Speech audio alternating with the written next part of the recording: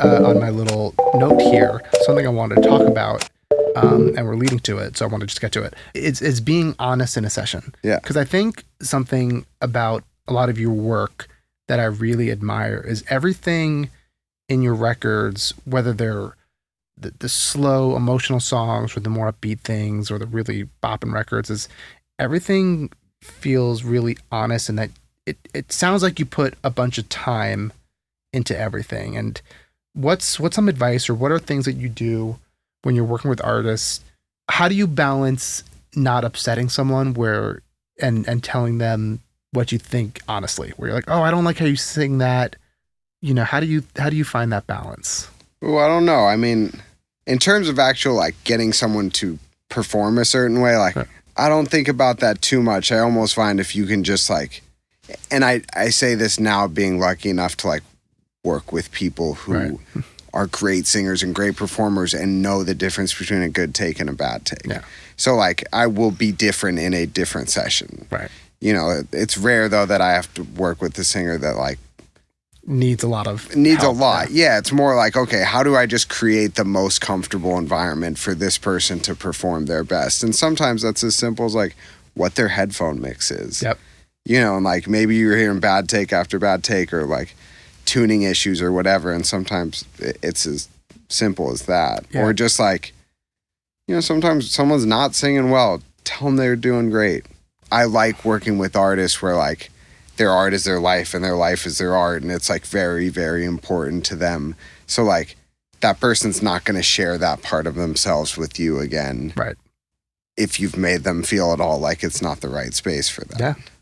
Yeah. I mean, like you're there just to like, you're a facilitator. Yeah, you're a facilitator. And just to make them feel comfortable. Yeah, it's. And then in a room with more people, I think you're managing personalities, and you're as much of a psychiatrist as you are anything else. Yeah, one of the most difficult things I've had to navigate sometimes is there's like another songwriter in the room where a lot of the time songwriters have incredible notes. Yes. And then there's times where it's like, oh man, this songwriter is pissing off the artist right now.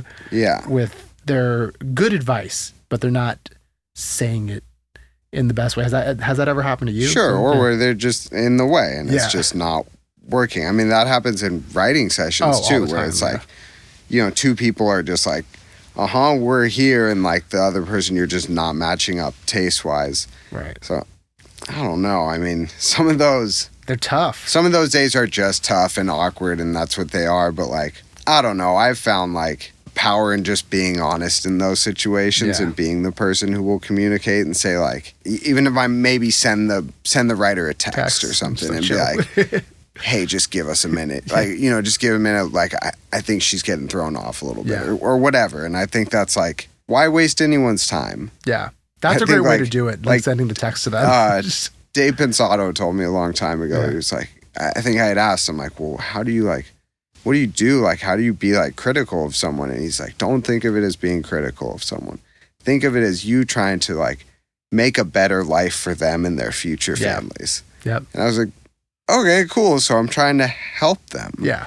So like, at that point you just need to have some tact in the way that you say that, which, back to the hour before the session, like knowing someone allows you to navigate that session a little more clean. Yeah. I think the whole point of like this like conversation where what I wanted to get to is producers learning that being an effective communicator is honestly the most valuable tool in sessions.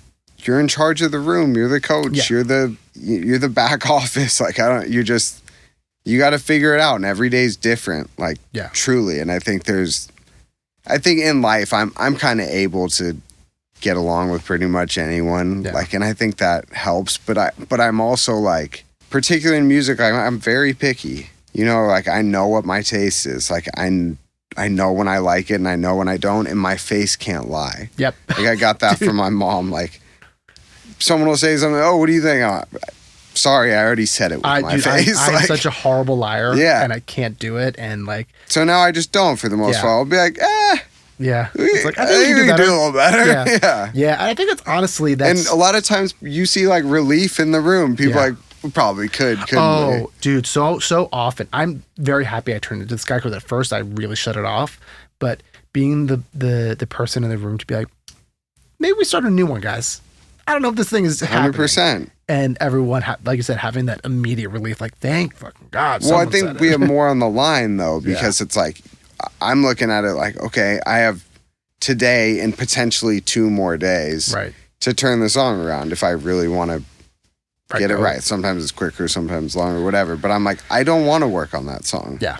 Very selfishly. Like, oh, no. And I won't be good working on a song that I don't like. No. That's the other thing I realized that saved me time is just like, I can't work on shit I don't like. No, and I won't. I will like do top line versions where I'll just piano piano vocal where it's like, I have no interest in producing the song and it could just be that it's not a good song. Or but like out of respect for us, have spend a day doing this. Yeah. Like either that or I'll just at some point in the session be like, maybe we'll just. It's saved. We'll do a save, open it up again later if we want to. Yeah. It's not going anywhere. That's the one thing I have to say sometimes with people who are like, it's a 4-person room and one person is like, oh, I don't know, I really like it. And I'm like, well, it's there.